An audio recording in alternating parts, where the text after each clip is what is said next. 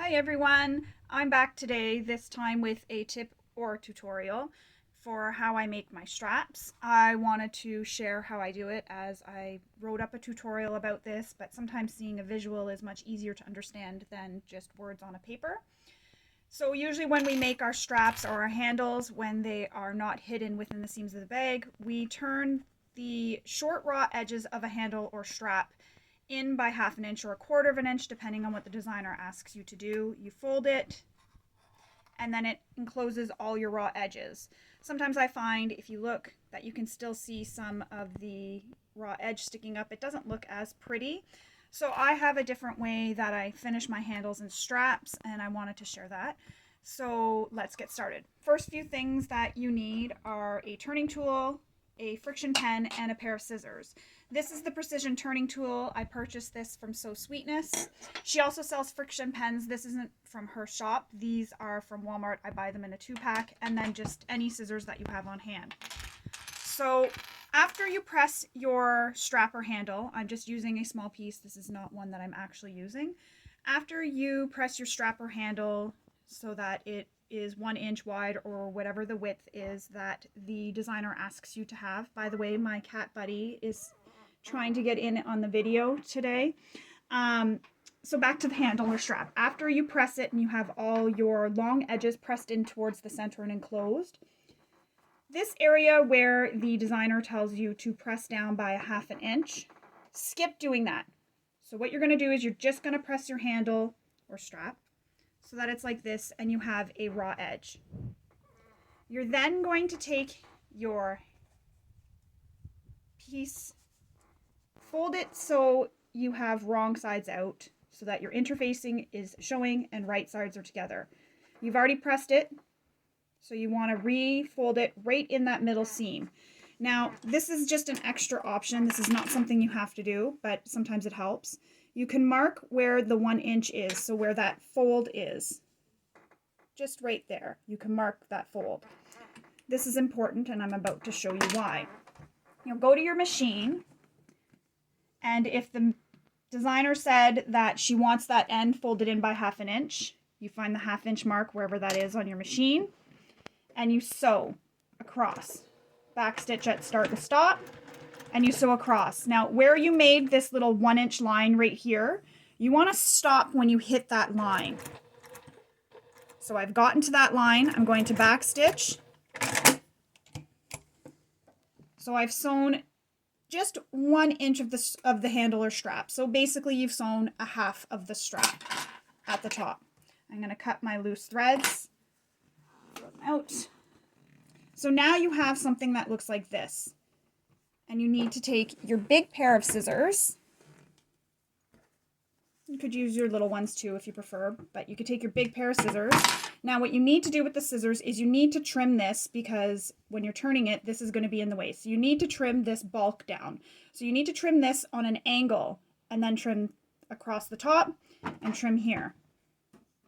So I just trim like that, then I trim across, and then I just trim this on an angle at the corner. Be very careful not to trim your stitches or cut your stitches because then it's going to come undone on you. Now what you need to do is take this piece and turn it so it's right sides out, like that. This is where a turning tool, so you can use a chopstick. Before I had my precision turning tool from So Sweetness, I used one of the combs that have the long pointed end on them with the handle, and it was pointed. I used to use that. I just creative, use what you have in your house. So you want to push that corner out like that. So see how I have a nice corner now. Then you're going to take these ends that you trimmed, fold one in, so right back down on that fold you made when you pressed your handle or strap. Fold the other one in. You can press it with your fingers.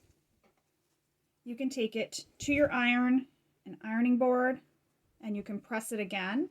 If you're finding there's too much bulk, such as I'm finding here, you can trim it just a little bit more to help reduce that bulk.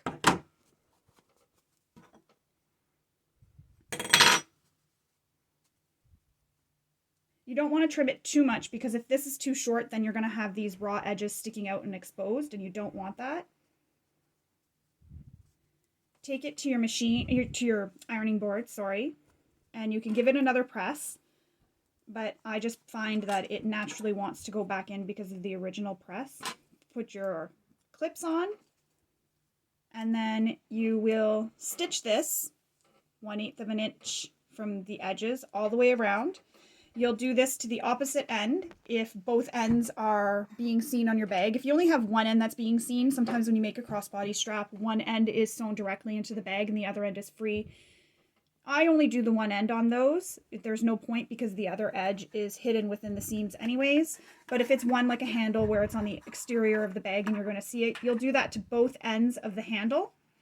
Then you'll sew all the way around all 4 edges and you end up with this beautiful handle. I'll stitch it just to show you.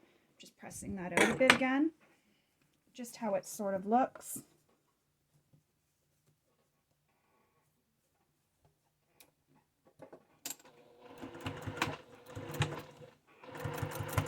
And as you can see, my cat just loves to just sit here by my machine all the time. I swear the humming of the machine makes her fall asleep.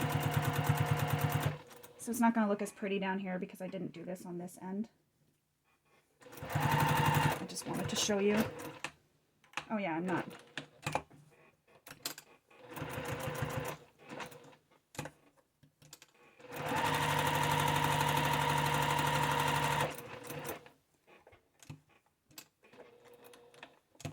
Another tip, if you're getting angled stitches, so sometimes when you turn a corner you get stitches that go like this, decrease your stitch length all to 0. Take 1 stitch, put your stitch length back up to the stitch length that you're using. I didn't increase my stitch length for this because I'm just doing this little tutorial, but normally for straps I tend to put my stitch length at about a 3. Anyway, so you put it to a 0, then you put it back. This helps make sure that stitch in the corner is locked in and you won't get an angled stitch in that corner. Just a little tip. Trim all your threads.